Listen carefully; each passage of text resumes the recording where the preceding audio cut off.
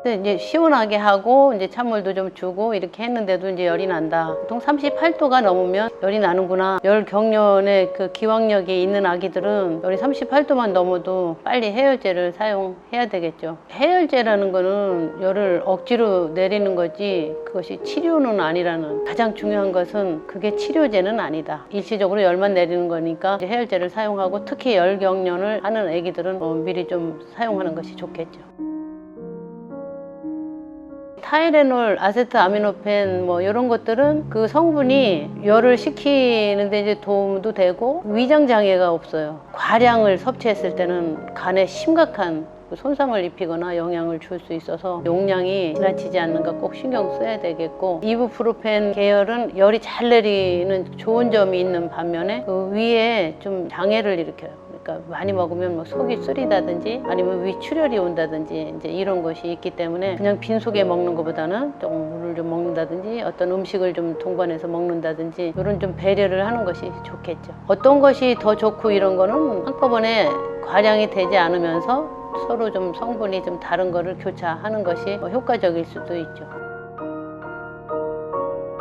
적어도 한 4시간 정도는 조금 사이를 두고 좀 이제 교차 복용을 하는 것이 좋죠.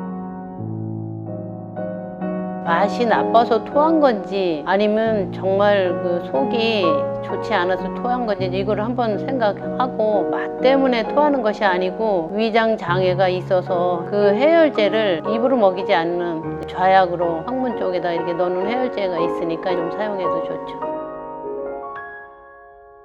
어차피 해열제는 뭐 치료제는 아니라고 그랬잖아요. 일단 시원한데, 아니면 이제 얼음이 있다면 얼음을 좀 찜질을 좀 해주는 것도 상당히 이제 도움이 되고, 24시간 편의점이나 이런 데서도 해열제를 구매할 수 있기 때문에 좀 이용하는 것도 괜찮죠. 갑자기 먹지도 않고 좀 처진다든지 잠만 잔다든지 평소에 그 생활과 많이 영향을 줄 수 있는 이런 열이라면, 또 경련을 동반하는 열이라면 빨리 응급실을 찾는 것이 좋겠죠.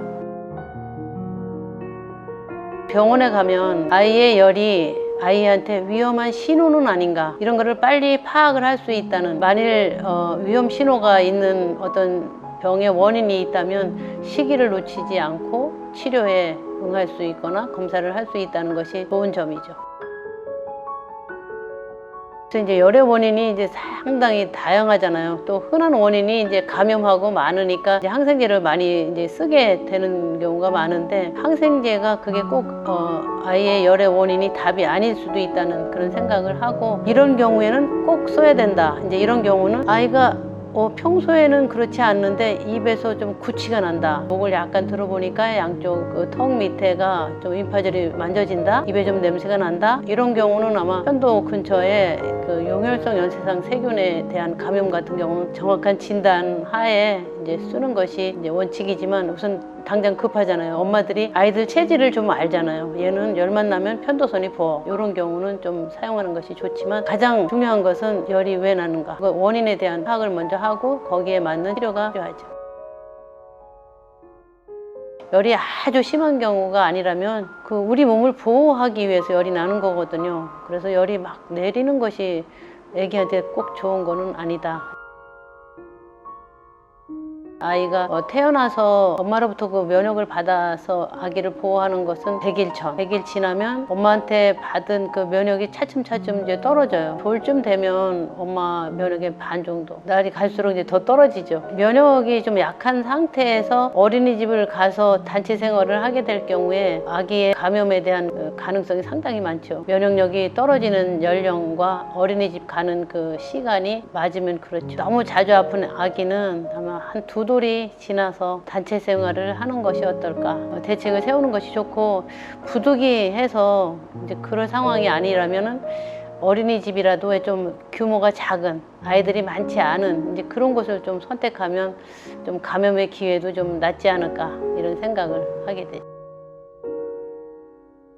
이제 가장 중요한 것은 이제 먹는 거죠. 면역체는 단백질이잖아요. 그러니까 아이들이 먹는 음식에 단백질이 골고루 들어가는, 밭에서 나오는 콩, 두부, 바다에서 나오는 생선 종류, 그다음에 육지에서 우리가 쉽게 구할 수 있는 뭐 여러 가지 고기 종류, 그리고 또 하나 계란, 달걀은 그 콜레스테롤이 좀 많죠. 중추신경계가 자라나는 아이들은 뇌가 수초화할 때 콜레스테롤이 꼭 있어야 돼. 우리가 많은 사람들이 콜레스테롤은 먹으면 안 돼, 콜레스테롤이 낮은 것이 좋아, 이제 이렇게 많이 알고 있지만 자라나는 그 뇌는 이제 콜레스테롤이 있어야 뇌가 수초화가 일어나니까 계란 자체가 알레르기만 없다면 아기한테는 상당히 중요한 역할을 할 수 있다, 이렇게 생각할 수 있고, 이런 단백질을 충분히 보충해 주면서 아이들의 그 저항력에도 도움이 되고, 물론 그것이 다는 아니죠. 뭐 비타민 C라든지 뭐 여러 가지 야채라든지 이런 것도 중요하지만 이제 면역 자체가 단백질이라는 그 개념이 중요하죠.